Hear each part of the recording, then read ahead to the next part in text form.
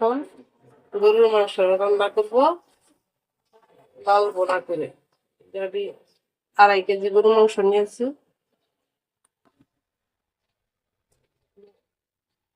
প্যানের মধ্যে তেল দিয়ে দিব, সরষের তেল পরিমাণ মতো।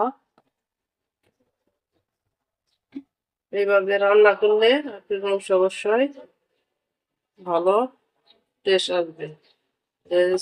6 থেকে 7টা গোলমরিচ দেওয়া, এই শুধু গোলমরিচ দেওয়া, লং দিয়ে দিচ্ছি 6 থেকে 7টা। দিয়ে দিব পেঁয়াজ কুচি,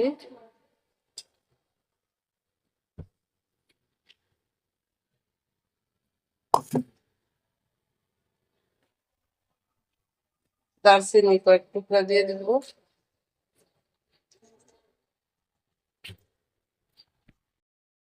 আর 10টা এলাচ দিয়ে দিব।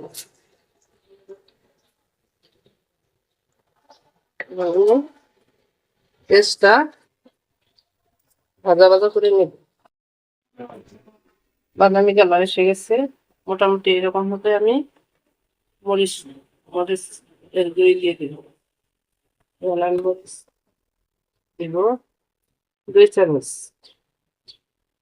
গরু মাংসতে মরিচ দিলে মজা হয় তা না, না দিলেও অনেক টেস্ট হয়।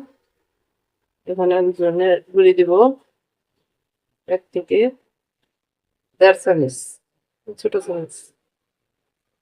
আর হলুদের গুঁড়ি দিব 1 চামচ, 3 চামচ দিব।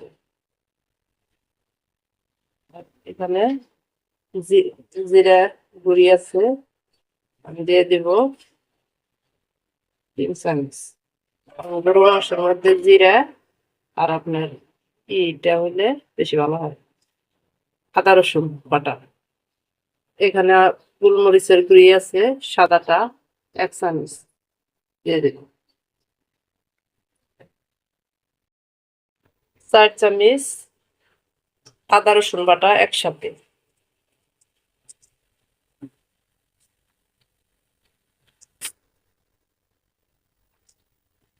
এখন আমি সুন্দর করে মিক্সার করে নেব,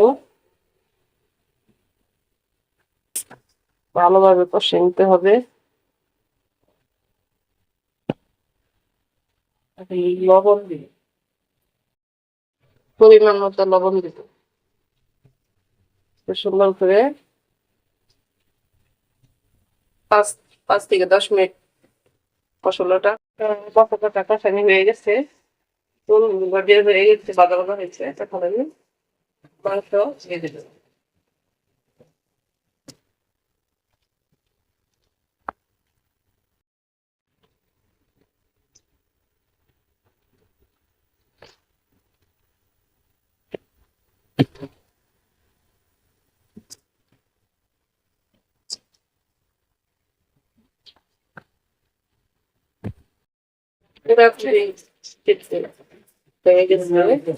কষানি হয়ে গেছে, আমি জল দেবে।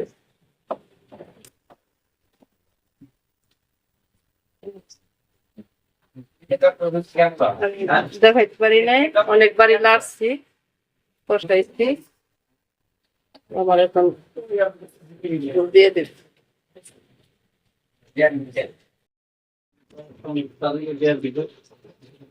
না একটা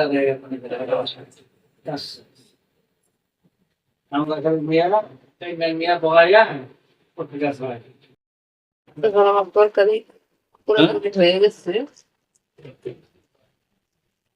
মাংসটাও সিদ্ধ হয়ে গেছে, কালারটাও অনেক সুন্দর আসছে। এইভাবে রান্না করবেন, অস্বাভাবিক টেস্ট লাগে। এখন আমি নামিয়ে নেব, আমাদের একটু ঝোল লাগবে, পোলাও দেখাবো, নামিয়ে নেব।